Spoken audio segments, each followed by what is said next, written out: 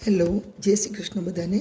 આજે હું એક ખાસ વાત કરવા માટે આવી છું કે આપણી જાહેર જનતાને જણાવીશ કે પ્લીઝ અત્યારે પેનિક નહીં બનો. આ સિચ્યુએશનમાં અત્યારે તમે રોડ ઉપર જોશો કે એક પેટ્રોલ પંપમાં એટલી બધી લાઈન છે કે લોકો એવું વિચારે છે કે પેટ્રોલ ખતમ થઈ જશે, કે પેટ્રોલનો ભાવ વધી જશે.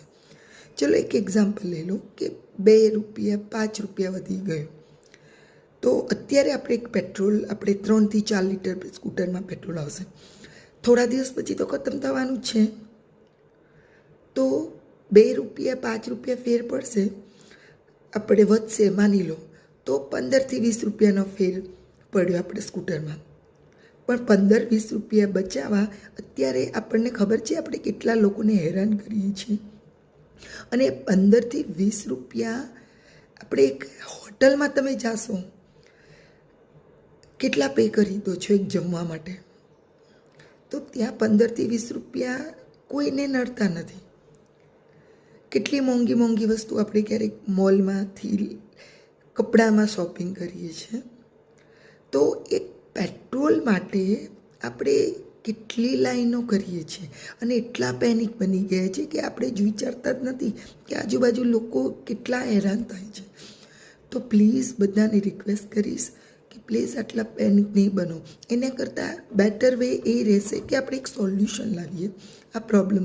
કે ચલો પેટ્રોલ ખતમ થઈ જશે આપણા પેટ્રોલમાં, ગાડીમાં માનો કે સ્કૂટરમાં, તો આપણે શોર્ટ ડિસ્ટન્સમાં વોકિંગ કરીને જઈ શકીએ છીએ.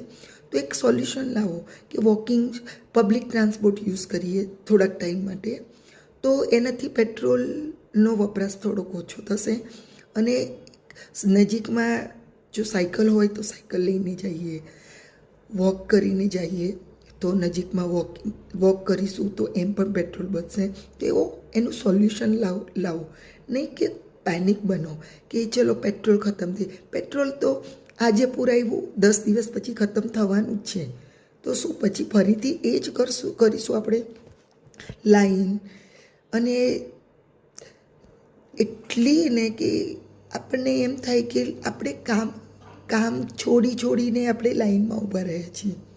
એનાથી બહુ બધા લોકોને એક ઇફેક્ટ થાય છે કે લોકો રસ્તામાં તમે જોશો કે એટલી લાઈન, તો એ લોકો બીજા પણ હેરાન થાય છે ને આપણે. તો પ્લીઝ હું બધાને એ જ રિક્વેસ્ટ કરીશ કે પ્લીઝ પેનિક નહીં બનો.